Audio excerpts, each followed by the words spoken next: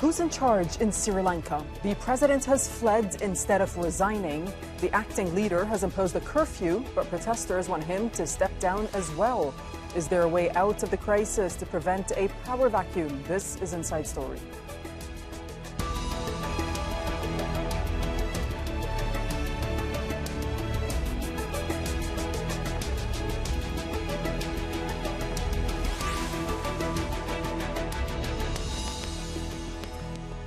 Hello and welcome to the program. I'm Dareen Abughaida. Sri Lanka's political turmoil is deepening.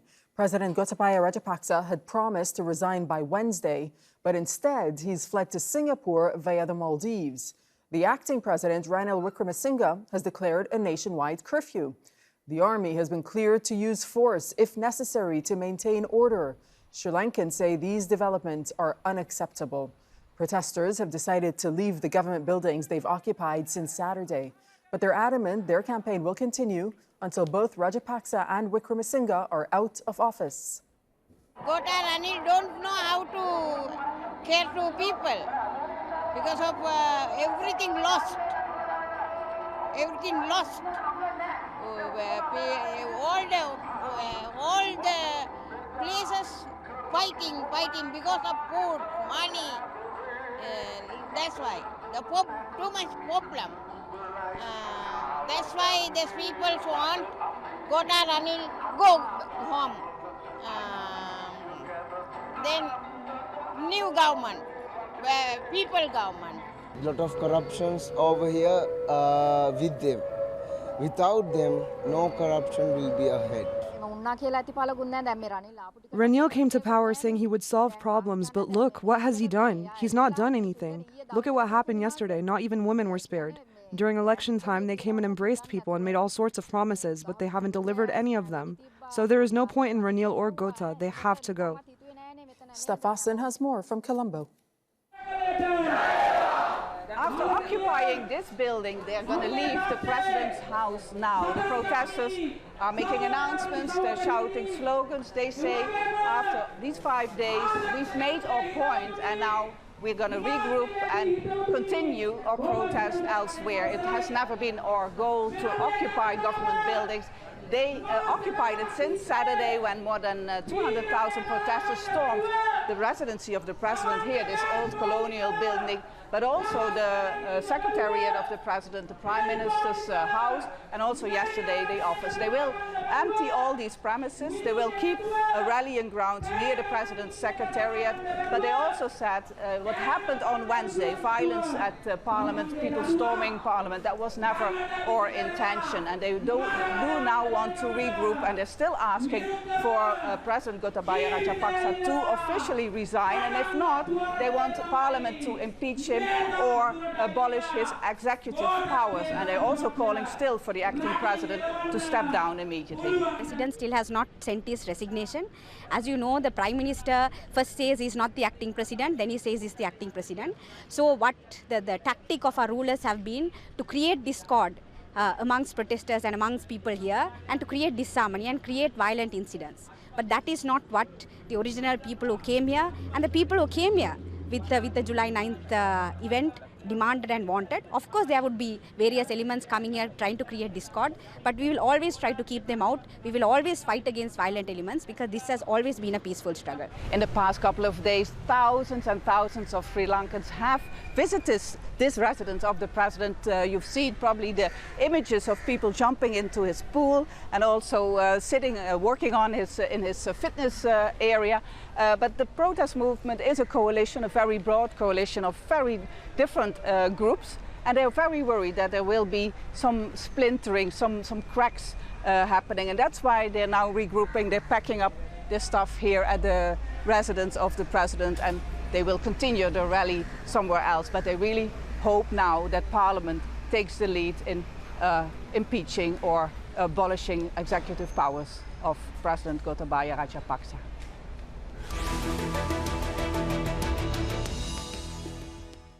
Let's bring in our guests, all in Colombo. Joining us from there is Kabir Hashim, who's a member of the parliament with the main opposition and a former minister. Jehan Perera is the executive director of the National Peace Council of Sri Lanka. And Harshana Nanayakkara is a lawyer and member of National People's Power. That's an opposition coalition. Welcome to the program. Thanks so much for your time. Jehan Perera, who's in control of the country? Who's in control? It is the government is in control, but it is a tenuous control because the government has lost its legitimacy. It has a majority in parliament. It has the powers of the presidency, but the people have nullified that mandate by the peaceful revolution that took place, where the president had to flee the country. So in a way, it's a very unsettled situation. It is not stable.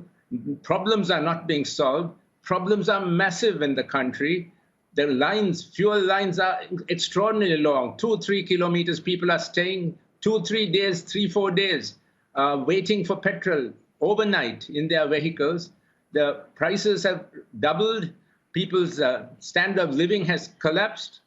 And yet our leaders are not taking action. They are not settling their problems among themselves and cohesively coming up with an economic plan for the revival of the country. Okay, so we'll get onto these issues. Right.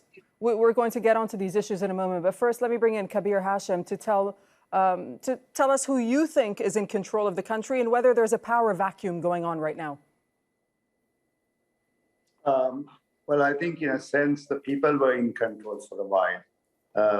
And now there is a lack of sanity, actually, and it's about time that Sri Lanka got on its way. So it's about not only the legitimacy of the government, it's about credibility of the government. People have lost faith, lost trust. And therefore, right now, Parliament, the opposition, including all other political parties, met together today, and we have asked for time. There's a meeting with the Speaker of Parliament tomorrow, where the leaders of almost all political parties will meet the Speaker and ask him to summon Parliament, where we would be able to appoint a Prime Minister amongst us, a consensual Prime Minister, and then to appoint a President. So we are trying to work towards that, to have a unity government for a period to stabilize the country, because there are lots of reforms that have to take place. Okay, just on the issue of the succession plan, Kabir Hashim, I mean, is this going to be an easy task? You say that there's a meeting tomorrow. What are you expecting to come out of it? Yeah. It will be made much easier if Gotabaya Rajapaksa has submitted his letter of resignation by now to the Speaker, which he has said, but we haven't seen the letter. So if the President has submitted his letter of resignation, then there is an automatic process where the Parliament can choose a President. The same way, the Prime Minister can be appointed if there is a majority in Parliament who supports the Prime Minister. So right now, we think that the opposition and the other parties working together can have that majority to get a Prime Minister that represents the majority in Parliament, and then amongst us to appoint a President, and then have a government that will take us through the reform process and stabilize the economy to a point, and then maybe go for an election at a particular time. So it is not difficult because the system is very much intact. The Constitution has provisions on how to do it. The question is that we haven't seen the President's letter yet. And if that doesn't happen by tomorrow, then there's a certain element of uncertainty. Yeah, that's exactly it. That's exactly it. Let me bring in Harshana at this point, because as Kabir was just saying, under the Constitution, it's the Prime Minister who steps up as acting president if the president resigns. But since we haven't seen the president's resignation, how uncertain is the path ahead? Well, it's like this. Right now, as Kabir pointed out, he has not resigned. We have not seen the letter. And also, Ranil claims that he's been appointed as the acting president. But no one has seen the warrant issued by the president to that effect. In fact, there has to be a seal and an emblem. There's a procedure for him to be acting as a president. And also, it cannot be for an indefinite period. The warrant should state for how long he's going to be the prime minister for. So with none of those formalities have been followed, or at least we do not know of, the problem remains whether even the Prime Minister acting as the President is valid. In that case, all the orders he issues in the acting capacity are unlawful and could even amount to treason. Okay? So therefore, right now there's a huge problem whether Ranil is even appointed as acting Prime Minister. So this is exactly the reason why there's turmoil on the streets and unrest, because people just do not know what's going on around.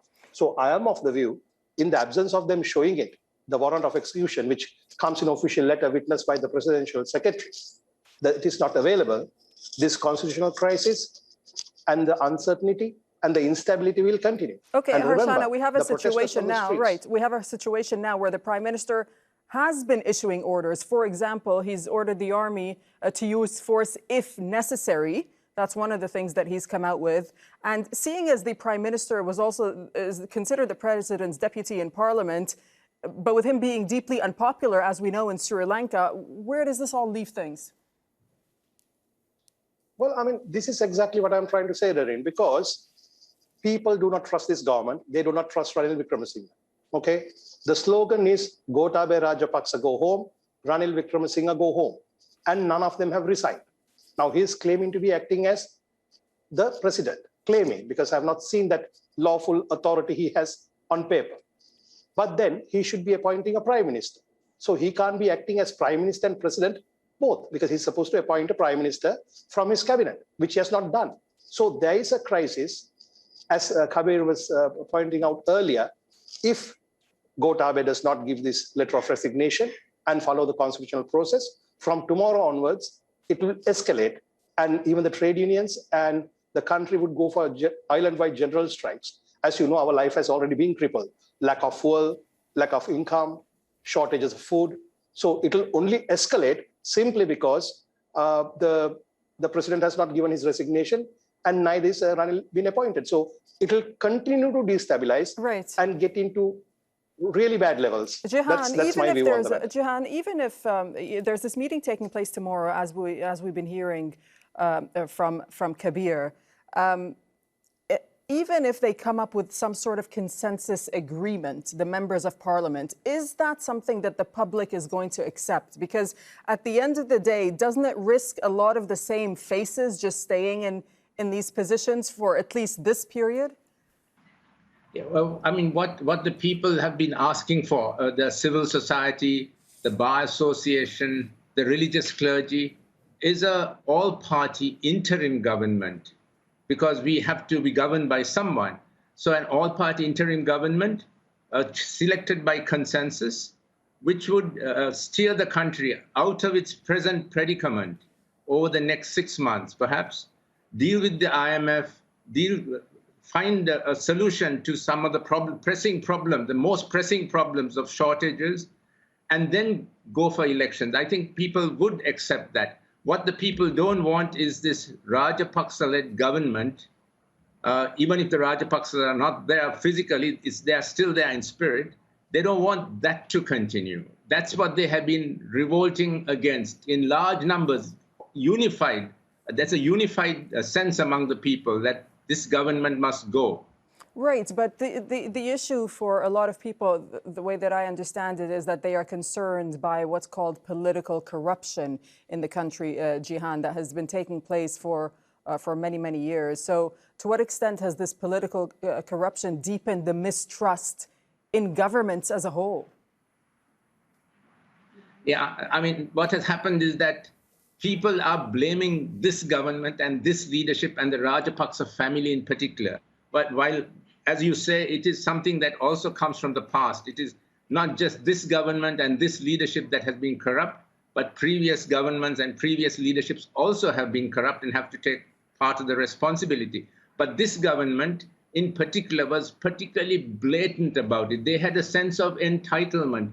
President, as soon as he came to power, when he won the election in 2019, arrogated to himself the powers of more powers from parliament, and then proceeded to make some terrible decisions, such as immediately declared tax cuts for the rich, and then he went into banning chemical fertilizers and trying to make Sri Lanka organic farming country overnight. And basically, and and also the corruption, the incredible corruption, so that people really believe, the people on the street believe that the government leaders actually carted dollars in container loads of dollars were sent out of the country. And that is why we don't have foreign exchange in our country. Right. So the blame comes solidly on this government, even though previous governments are also responsible for the predicament we are in. Kabir, is the priority now to get politics back on track or the economy?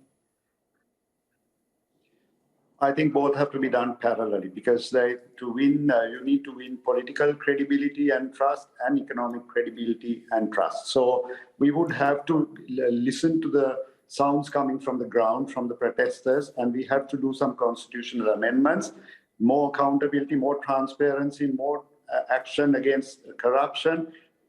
We have to win that confidence. So the new consensus government will have to make those moves in the first few months so that we win. The people have confidence, and then we need to do, for over 20 to 30 years, we haven't done economic reforms. That is why we came here. Apart from the corruption, we have to make a lot of changes, fiscal changes. Speaking of changes, let me ask you particularly about one political change, and that is the 20th Amendment, as you know, which was passed in 2020, that really reconcentrated power in the presidency itself. As a member of the opposition now, is that something that the opposition is going to look to abolish?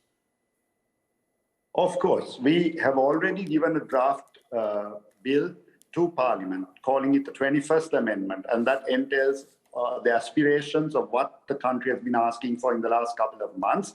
Unfortunately, some of the government members have come up with an alternative, which is the 22nd Amendment, which doesn't go that far. So we are trying to come to a compromise to go back at least to the 19th Amendment, which was there before, where the president's powers are stripped to a large extent. We want it to go further. People want the abolition of the presidency. We want to move to that. So we are going to go as far as we can for what the people are asking, for their aspirations. So that will be the first step. Political credibility then will be established in the country. But parallelly, we need to work with the IMF and get the reform process going and restructure the debt. I think we can do that. Speaking of the IMF, Harshana, how difficult are negotiations going to be with the IMF going forward? Because Sri Lanka is now going into these negotiations as a bankrupt country.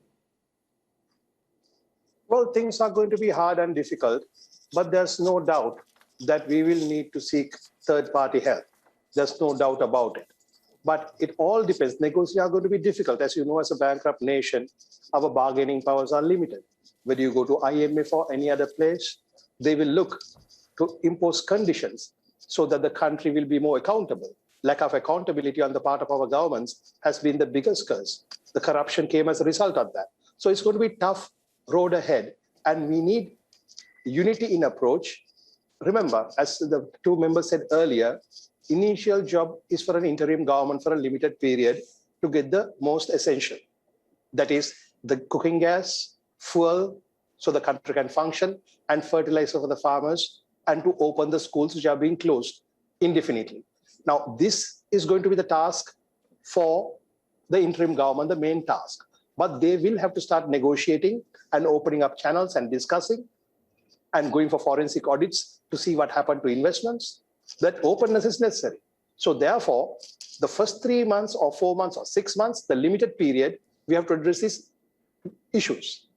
But thereafter or parallelly, as Kabir would put it, we have to battle the rest of the negotiations. It's not going to be easy. It's not going to be easy. We are a bankrupt nation with so much of debt. Right, and but when the IMF when the IMF gives bailouts, as you know, Harshana, the bailouts come with austerity, which generally affects the poor and the people. You're right. You're right. That's how they have gone, and wherever IMF has gone, there has been some, on occasion, change of governments. But here, what is important is the negotiation. When they ask for austerity measures, we are not supposed to cut down health and education, but all the perks these corrupt politicians and members of parliament are having. So there are places we can shave off, there are places we can cut off without touching the poor masses. Because after the coronavirus closed down and after the economy coming to an halt, I mean, if you try to cut off things from the people, obviously there's going to be turmoil. Okay, let me bring in Jehan. Jehan, what are the obviously the immediate priorities is to get food, fuel, and medicine for the people. And how do you think it's all going to play out with the IMF negotiations, Jehan, as well as countries like India and China, who have stepped up in a way or provided loans to Sri Lanka up at this point? Yeah, India in particular has been very generous to Sri Lanka. It has given about $3.5 billion over the last several months to us in credit lines. And it is the ending of that credit line that has created this enormous fuel crisis in our country. The IMF negotiations and the plan that and the actions that Sri Lanka will have to take after that will be very difficult ones to take. And that is why we need a government that people can trust, and which can go to the people and explain to them, because there'll be a lot of major reforms needed. For instance, our public service is 1 million strong. With the armed forces, it's 1.4 million for a population of 22 million. Our defense budget is 15%. I mean, double that of health and education combined, I think.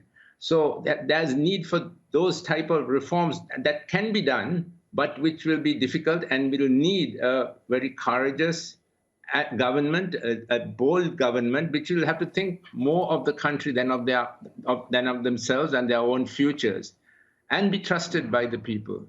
Yeah, that is the key thing, to gain trust once again. Kabir, in your opinion, what are the most immediate steps that need to be taken in order to alleviate the pressure of the suffering of the people? Yeah, people believe that the shortage of oil and gas, petroleum products are the key problem, but that's only a symptom of the main issue. The main issue is solvency, the lack of dollars. We don't have the money to import any of this. So what we need to do is to do the debt sustainability, debt restructuring process as fast as possible. By the end of this year, timelines, if you look at it, IMF, we should be able to get the executive board to approve the external fund facility, which is about $3 billion before the end of this year, then go for the rapid financing instrument. And then for the interim, we need to find some funding as bridging finance for Sri Lanka to manage till December. If we do that, and if we go into the restructuring successfully, confidence builds up. And then Sri Lanka starts easing out of the problem. So that is the critical thing. But also talking about, since you raised it, Dareen, about the poor, the austerity measures, IMF also will support us with cash transfers to the poorest of the poor, because you can't do without that. You need to help the poor because they're in very difficult position. Over 40%, I think, are falling into the poverty line now. So we would also have to do some cash transfer measures whilst we do the reforms fast. So this means talking the truth. There is no easy way out. Government has to start telling people exactly that it's not going to finish in 3 months or 6 months. It'll take some time, but we are taking the right measures. That's critical. Talking the truth to the people is very important. And I think Sri Lanka can do it. They have the resources. Okay, Harshana, final words to you. I mean, we're talking about how to gain trust of the people of Sri Lanka, but how does the country begin to win back the international credibility and trust? I mean, international credibility as the lowest ebb now. Again, as Kabir was putting it, there are no shortcuts to gain credibility, but openness, accountability, and dealing as a non-aligned nation without selling ourselves to just one country, whether China or otherwise. And we have to build up that confidence. And all this will start only after a fresh election with a new parliament. Right now, this parliament is not trusted, not believed. And I'm sure in another election, most of these members won't even be returned to the parliament by the public. We have to wait and see. So trust building first is locally, the people must trust their government. And once they start trusting the government, people will work, economy will function. And of course, we have to guide it correctly.